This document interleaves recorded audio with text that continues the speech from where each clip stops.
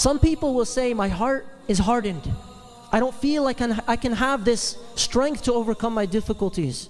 And anytime a hardship comes their way, they break down, or they question, or they stop praying, or they start losing their faith. And so when they talk about the softening of the heart, a person might say, I'm not capable of changing. I'm not capable of having this newfound faith, increased iman. I'm not capable of overcoming these hardships. And this is a test in and of itself. So somebody once said, this is like a few weeks ago, he said, brother, you can't expect me to change. This is how I am. You can't change an apple into an orange. Like, why are you comparing yourself to a fruit? When you think about a human being and their personalities and how abstract you are, the refutation for this concept of I'm born this way, which is throughout society now, born this way, the scholars over 1,000 years ago already responded to this. So one of these scholars famously said, some humans claim they cannot change. He said, look at the animals. You can take a bear and you can tame it. You can take a bird and you can train it. You can take a dog and train it to become a guide dog or a guard dog or a supporter or a friend.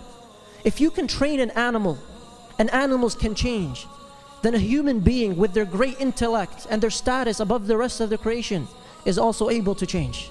And this is merely an excuse that people have. The second thing you have to realize if you want to change is you have to be willing to take the medicine. Anytime somebody says, I want to do this, but they're starting with the excuses immediately.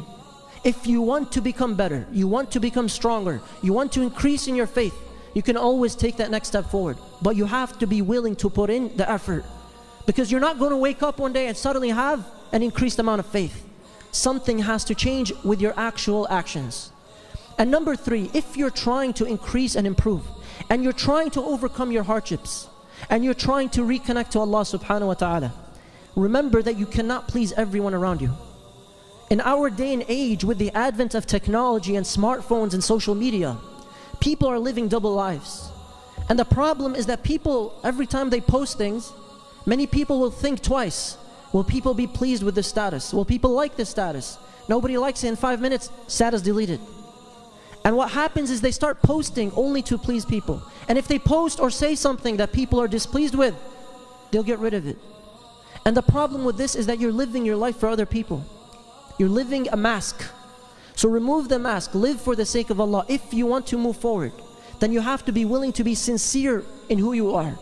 Don't live for other people. You have this one life, don't waste it on other people. And no matter what you do, and people here have experienced this in different ways, no matter what you've done, somebody will always criticize you. And if nobody's criticizing you, then something's wrong with what you're doing. One example of this, how many of you heard of the fictional character Juha? Okay, so Juha is a fictional character used in Arabic literature as a form of humor to teach a lesson. So Juha was riding out one day with his son. Juha's riding this donkey and his son is walking the donkey. And they pass by a group of people, and these people start talking, gossip. And Juha hears them.